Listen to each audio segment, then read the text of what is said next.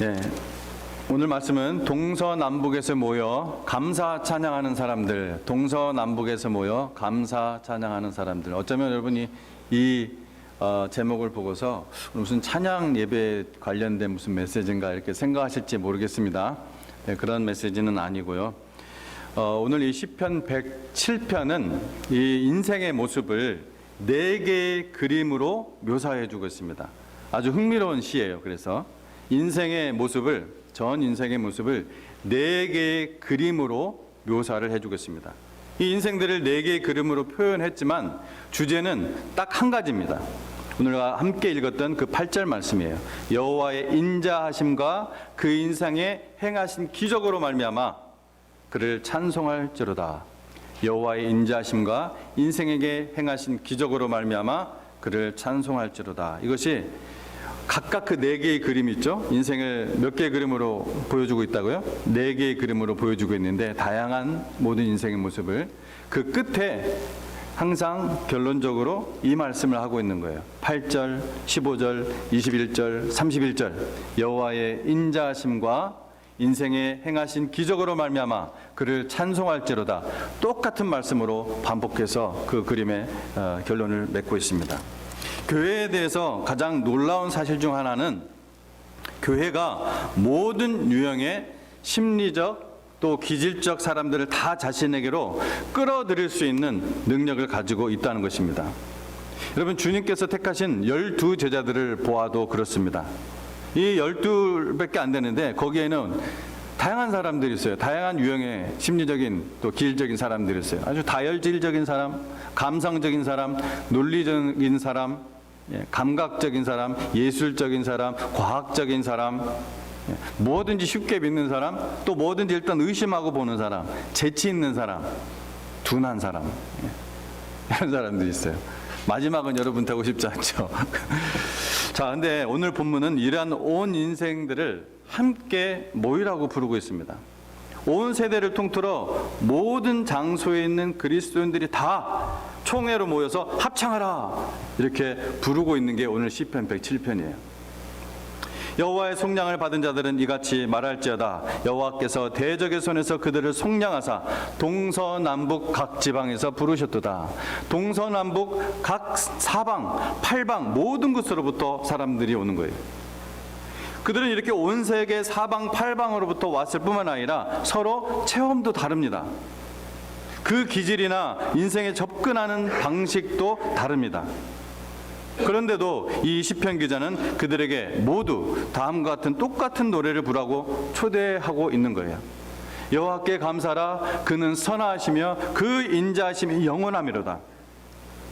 또 8절, 15절, 21절, 31절 말씀에 여호와의 인자하심과 행하신 기적으로 말미암아 그를 찬송할지로다. 이렇게 모두 똑같은 노래, 여호와께 감사하며 찬양하는 노래를 부르라고 이렇게 초대하고 거기서만 멈추는 것이 아니라 뿐만 아니라 그렇게 초대해서 그렇게 모두 함께 이 동일한 노래를 찬양하러 부르는, 요청하는, 초대하는 그 이유를 동시에 오늘 시편 107편에서는 말씀을 해주고 있습니다. 그래서 오늘 우리는 이 인생의 4가지, 인생의 모습을, 온 인류의 인생의 모습을 4가지 그림으로 표현한 것, 이걸 우리가 살펴볼 것이고, 또 하나는 그렇게 부른 다음에 하나님께 감사와 또 찬양으로 노래를 하라고 하는 그 이유를 우리가 함께 살펴보고자 합니다. 첫 번째 그림이 4절에서 9절에 나오는데요. 이것은 광야 서막입니다. Desolate wilderness. 광야 사막. 첫 번째 그림 속에서는 절망에 빠져서 광야 사막길에서 헤매고 있는 나그네의 모습을 그려주고 있어요. 4절에서 9절. 자, 4절, 5절 한번 성경 펴신 분들은 같이 읽어보도록 하겠습니다. 시작. 그들이 광야 사막길에서 방황하며 거주할 성읍을 찾지 못하고 주리고 목이 말라 그들의 영혼이 그들 안에서 피곤하였도다. 자, 그들은 누구일까요? 자, 여러분, 이 4개의 그림을 우리가 보게 되는데, 여러분은 하나님을 만나기 전에 혹은 이 자리에 어떤 분이 여전히 이 4개 그림 속에 있을지 모르겠습니다. 내가 어떤 유형 속에, 어떤 그림 속에 있었던 사람인지 생각하면서 보는 것도 흥미로울 것입니다. 이 사람은 어떤 사람일까요?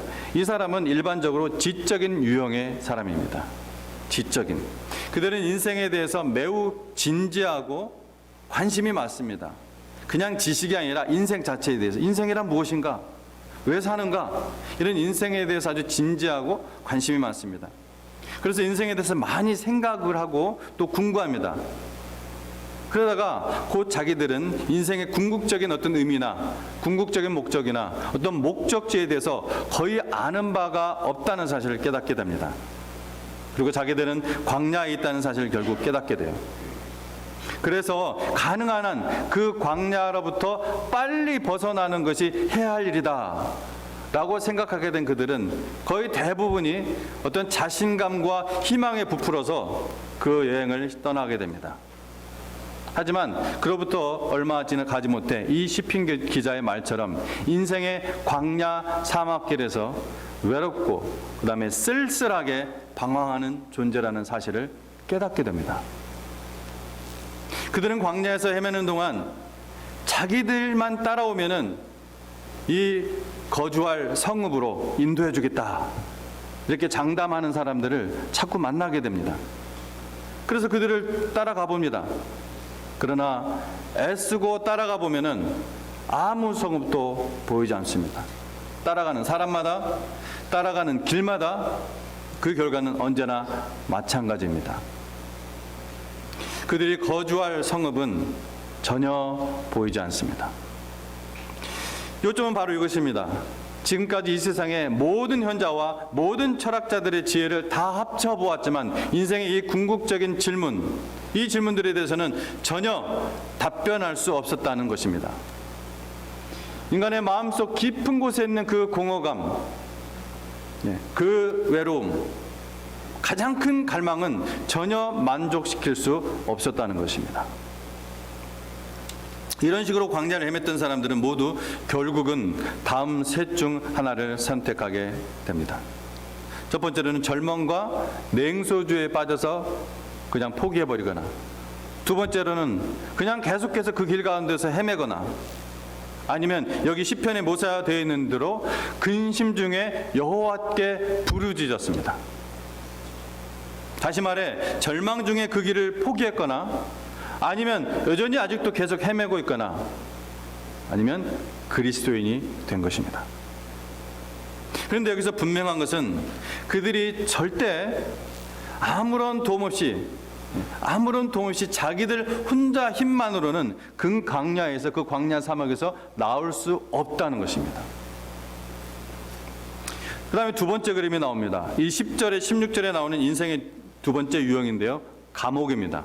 감옥. 10절에서 11절 말씀 여러분이 한번 읽어보시기 바랍니다. 자, 10절에서 11절 제가 듣겠습니다.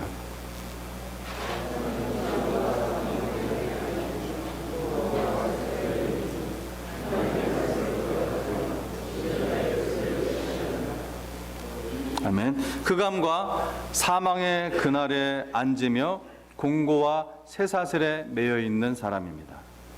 뭐예요? 죄수들의 모습이에요. 인생이 감옥에 갇힌 것 같은 것은 아마 지금도 여러분 수많은 사람들에게서 일어나는 일이라는 것을 동의할 것입니다. 시인은 흑암과 사망의 그늘에 앉으며 곤고와 쇠사슬에 매이게 된 것이 하나님의 말씀을 거역하며 지존자의 뜻을 멸시했기 때문이라고 답을 주고 있습니다. 사람들은 자기 마음대로 살고 싶어서, 자기가 주인이 되고 싶어서 자기 성질대로, 자기 직성대로 살아보기 위해서 하나님의 말씀을 떠나고 하나님의 뜻을 외면해 봅니다. 하지만 그것이 감옥으로 바뀌어 있는 것을 확인하는 것은 얼마 가지 않아서 곧 발견하게 되는 것입니다. 여러분, 자유를 누리기 위해서 술을 먹을 수 있습니다. 근데 술을 먹고 싶은 만큼 먹는 것은 여러분 자유예요. 그러나 오래 지나지 않아서 알코올 중독이라는 감옥에 갇힌 자신을 발견합니다. 사람들은 물건을 사면서 자유를 느낍니다. 어떤 물건을 얼마나 살지는 사는 사람 자유입니다. 하지만 얼마 지나지 않아서 카드가 정지되고 쇼핑 중독이라는 감옥에 매여 있는 자신을 발견하는 것입니다. 정도가 다르겠지만 그런 부분들이 여러분의 삶 속에도 이미 존재하고 있는지 모르겠습니다. 과식 중독, 드라마 중독, 성 중독, 모든 중독이 동일합니다.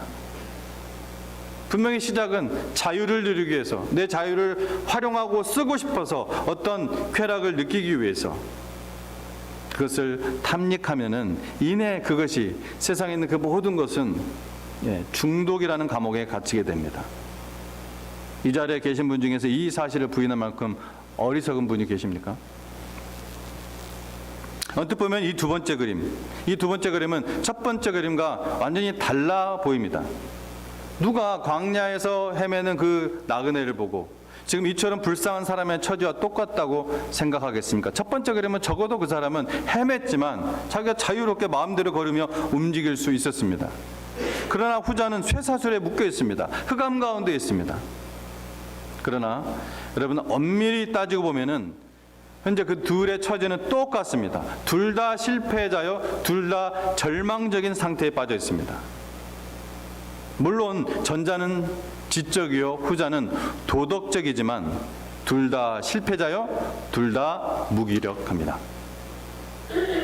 세 번째 그림이 17절에서 21절에 나오는데 병상입니다. 병상. 세 번째 인생의 모습은 침상에 누워 있는 병든 자로서 앞에 둘과 또 다른 모습이에요. 한번 여러분 17절 18절 말씀 또 같이 읽어보도록 하겠습니다.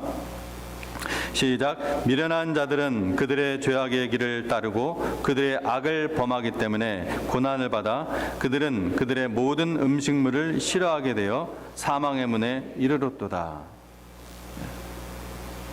미련한 자들은 음식물을 싫어하여 사망의 문에 이르렀도다. 지금 각종 식물을 싫어할 뿐만 아니라 실제 사망의 문에 이를 만큼 그렇게 많이 아파서 병상에 누워 있습니다. 이 사람은 자신의 위대한 어떤 탐색에 몰두하는 지성인도 아니고 혹은 어떤 죄에 빠져 있거나 어떤 악한 습관에 빠져 있는 그런 사람도 아닙니다.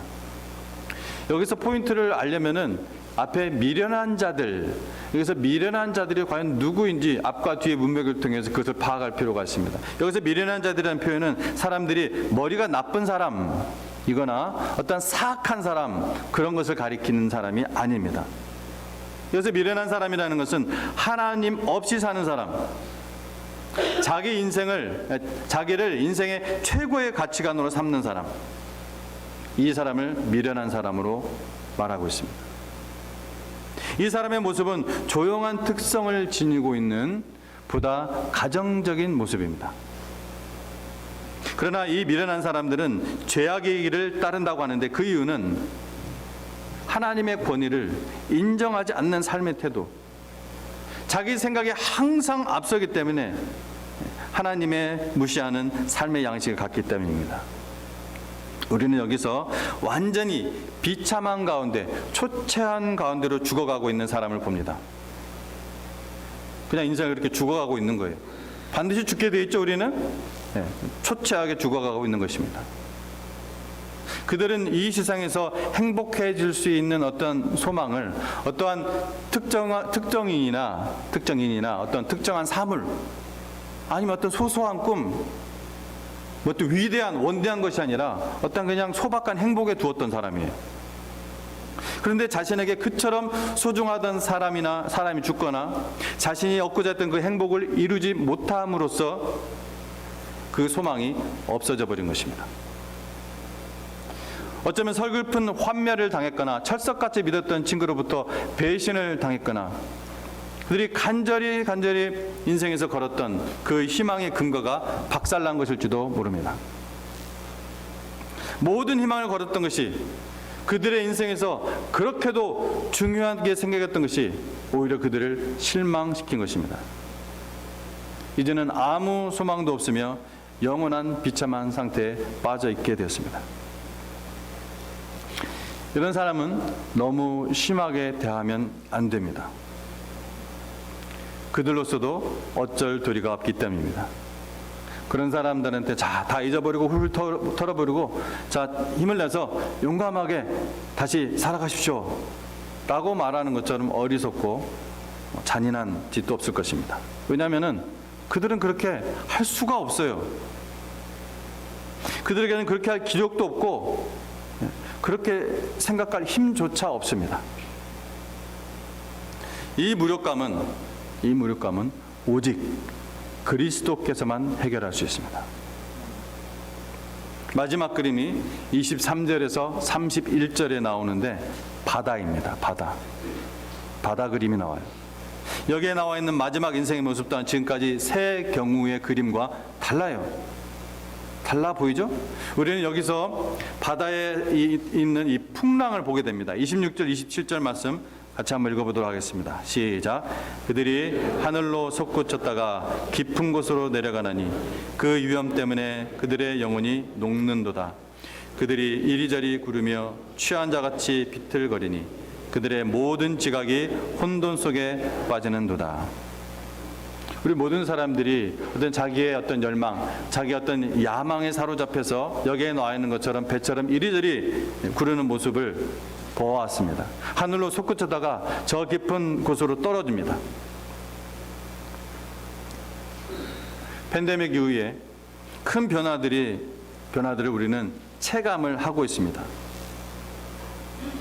이러한 거대한 물결 속에서 우리 각자의 인생에서도 태풍을 만날 수도 있고 가족관계를 비롯한 다른 어떤 인간관계가 단절됨으로 말미암아 깊은 고독에 빠질 수 있고 건강에 적신호라는 태풍을 만나기도 하고 마치 커다란 눈덩이가 아래로 내려가면서 더 커지는 것이 아니라 그 눈덩이가 깨어져 나가는 점점 내가 알았던 사람들, 내가 만났던 사람들, 나와 관계했던 사람들이 점점 깨어져 나가는 것들을 경험할 수도 있습니다. 어떤 사람은 서 있을 수 없을 정도로 온 세상이 빙빙 도는 것 같고 끝도 없는 바닷속으로 떨어지는 것 같은 사람도 있을 것입니다.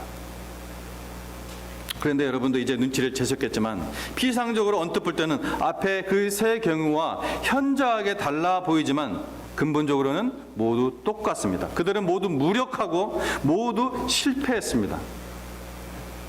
할 수가 없습니다. 그래서 이 시편 기자는 이렇게 말하고 있는 거예요. 여러분은 내가 함께 모여 찬양의 노래를 부르라고 부른 이 사람들을 보고 아주 이상하게 생각할 겁니다. 어떻게 이렇게 서로 다른 사람들이 함께 모여 찬송할 수 있느냐고요? 제가 말씀드리죠. 제 말을 들어보세요. 그들은 그 동일한 공통의 필요성을 깨달았습니다. 그들은 인생의 사망에 직면하자 자기들이 근본적으로는 똑같이 무력하다는 사실을 의식하게 되었습니다. 비록 겉으로는 그렇게 서로 달라 보이지만 그들 각자 그 근심 중에 여호와께 부르짖었습니다. 라고 할 수 있습니다. 여러분, 이제 여러분 자신을 한번 생각해 보십시오. 제가 여러분 자신을 여러분의 이 네 개의 그림 속에서 살펴보라고 하셨죠? 여러분의 인생을 어떻게 살아야 하는지 아십니까? 여러분은 왜 사십니까? 여러분은 어떤 모습으로 죽어야 할지 아십니까? 그걸 우리가 미리 알지 못한다 할지라도 내가 어떻게 죽어야 할지 여러분 아십니까? 여러분 다 죽습니다. 여기 임모털한 분이 있어요? 이 불멸에 없죠? 다 이미 사실 사망 선고를 받은 상태예요. 적어도 우리 육신만큼은. 우리 영혼은 영원히 살겠지만. 그리고 부활한 그 하나님께 주신 그 부활체는 그리스도와 함께 영원토록 살겠지만.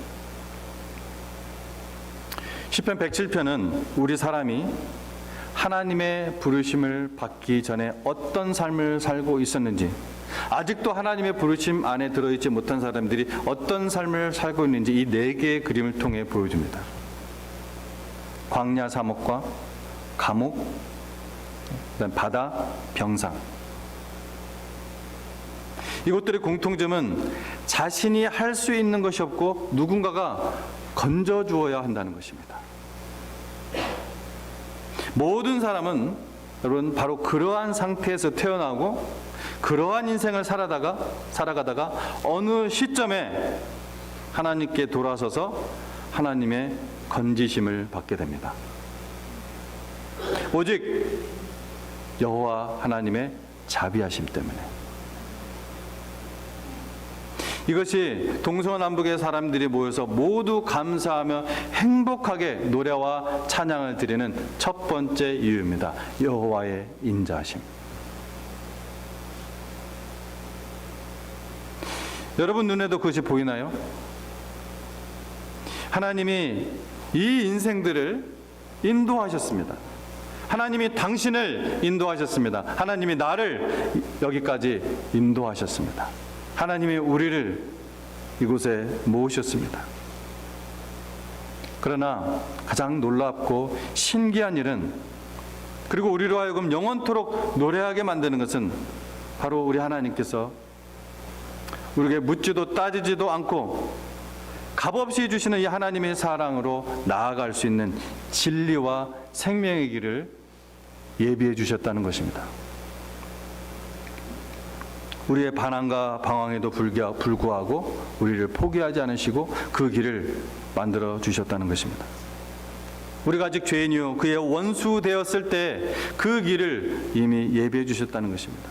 여러분, 이 사실을 깨닫고 여러분 노래하지 않을 사람이 어디 있겠습니까? 그 안에서 노래가 하나님을 향한 찬양이, 그런 마음이 생기지 않는다면 그것은 병든 겁니다. 그들이 찬양하게 된 두 번째 이유를 보고 마치도록 하겠습니다. 이 두 번째 이유는 하나님께서 그들의 형편 속에 만들어주신 놀랍고 신기한 변화 때문입니다. 여러분, 이런 판타지 영화나 드라마를 보면은 어떤 사람이 어떤 사건을 계기로 해서 한 20년 전 혹은 30년 전의 나로 다시 돌아가서 그 인생 사는 그러한 게 있어요, 요즘. 그게 유행이 된 것 같아요, 요즘. 그래서 자기가 깨어져 버린 인간관계, 잘못된 선택, 잘못들, 이런 것들을 20년 과거로 돌아가서 다시 새롭게 살면서 주인공이면은 잘 살아요, 그죠? 주인공이면은 그 모든 것들을 잘 해결해 나가면 잘 삽니다. 여러 가지 반전과 전개가 있겠지만, 근데 저는 그런 드라마 보면서 참 은혜를 받았어요. 은혜를 받았어요. 네. 처음부터 은혜를 받은 게 아니라, 야, 저도 제 실수와 제 잘못된 어떤 관계들, 잘못된 선택들을 떠올리면서 아픔들을 생각하면서 나도 저렇게 수십 년 전으로 돌아가면은 이렇게 좀 다시 하고 싶은데 하는 생각이 드는데, 그 잠깐 이렇게 생각하는데 탁 제 머릿속에 떠오르는 게 있어요. 말씀이. 하나님이 이미 나에게 이 기회를 주셨구나. 이미 나에게 이 기회를 주셨구나. 여러분, 하나님께서는요, 우리가 모든 허물과 우리의 모든 그 죄를 대신 이 십자가에 달리신 그 예수님을 영접하면은 모든 것을 깨끗하게 하시고 그 모든 허물과 죄를 전혀 기억하지 않으신다는 거예요. 성경 말씀에. 동이 서에서, 여러분, 동과 서가 서로 만날 수가 있나요? 동이 땅 위를 생각하면 안 돼요. 우주에 있다고 생각하고. 동이 서에서 먼 것처럼 하나님께서 우리의 죄를 기억하지 않는다고 했어요. 확 던져버린다고 했어요. 하나님이 기억 상실증이 되신다고 하신 거예요. 우리 죄 허물에 대해서. 무엇 하나로요? 여호와의 인자심, 그리고 예수 그리스도의 그 허물과 죄를 지신 그 예수 그리스도를 믿는 그 회개와 믿음 때문에. 뿐만 아니라 그 다음 말씀이 더 놀랐던 거죠. 누구든지 그리스도 안에 있으면 새로운 피조물이라. 이전 것은 지나갔으니 보라, 새 것이 되었도다. 아멘? 아멘이에요. 자기 말씀은요, 우리가 하나님의 자녀 되었을 때만 적용되는 말씀이 아니에요. 바로 오늘 여러분 이 순간도, 여러분이 어제 어떤 하나님 앞에서 어떤 실망과 좌절과 공포와 혹은 어떤 죄, 어떤 중독, 그러한 상태에 있었을지라도 오늘 여러분이 이 동사의 시제는 바로 오늘입니다. 현재 내가 그리스도 안에 있으면은, 누구든지 그리스도 안에 있으면은 누구든지 몇몇 사람, 특별한 사람 아니라 누구든지 그리스도 안에 있으면은 새로운 피조물이라. 이전 것은 여전히 있으니 아니죠. 이전 것은 지나갔으니 보라 새 것이 되었도다. 자, 여러분, 그 믿음으로 저는 한번 우리가 입술로 하나님 앞에서 이것을 고백하는 게 참 중요하다는 것을 좀 많이 느껴요. 자, 조금 보기 민망하더라도 좌우에 있는 분들 좀 보면서 보라 새 것이 되었도다 한번 해보십시오. 자, 시작. 보라 새 것이 되었도다. 보라 새 것이 되었도다. 저를 향해서도 좀 해주세요. 시작. 보라 새 것이 되었도다. 감사합니다. 우리 하나님께 감사의 박수 드리겠습니다. 여러분, 이거는 말씀은요 믿는 대로 역사하고 일어납니다. 우리가 이 비밀의 열쇠를 하나씩 열어보지를 못해서 그렇지 깨닫지를 못해서 엄청난 거예요. 제가 이거를 보고서 얼마나 감사했는지 몰라요. 나를 날마다 새롭게 해주신 우리 하나님. 네. 여러분, 이거 정말 신기하고 놀라운 변화입니다. 제가 그랬잖아요. 여러분, 예수님 안에 있으면 이런 신기한 변화를, 신기한 새로운 삶을 느낄 거라고요. 우리가 그리스도 안에 있을 때 이제는 모든 죄의 허물 기억지 않으시고 새로운 삶을 살게 해주시는 거예요. 능력을 주시는 거예요. 믿음을 주시는 거예요. 힘을 주시는 거예요. 마음을 주시는 거예요. 심장 수술을 해줘 버려주는 거예요. 거할 성읍도 발견을 했습니다. 묵은 죄의 습관들을 끊어버립니다. 마음의 행복과 새 노래가 넘치고 심지어 시련이 오더라도 그 시련의 길을 내가 가고 있어도 하나님을 사랑하는 자, 곧 그 뜻대로 부르심을 입은 자들에게는 모든 것이 합력하여, 이것까지 다 합력하여 하나님의 선을 이룰 줄을 우리는 믿는 것입니다. 아멘. 아멘. 아멘. 그러니 여러분, 지금 상황이나 처지가 어떻든 즉시 그 죽치고 앉아있는 그 자리에서 벌떡 일어나서 여호와께 돌아오십시오. 하나님은 당신을 하나님의 말씀을 듣고 하나님을, 살아계신 그 하나님을 의지하고 또 하나님을 믿고 순종하며 이 땅에 굴복돼서 사는 것이 아니라 하나님이 일어나는 이 땅을 정복하는 영광의 일꾼으로 여러분 만들어 나가실 것입니다. 기도하겠습니다.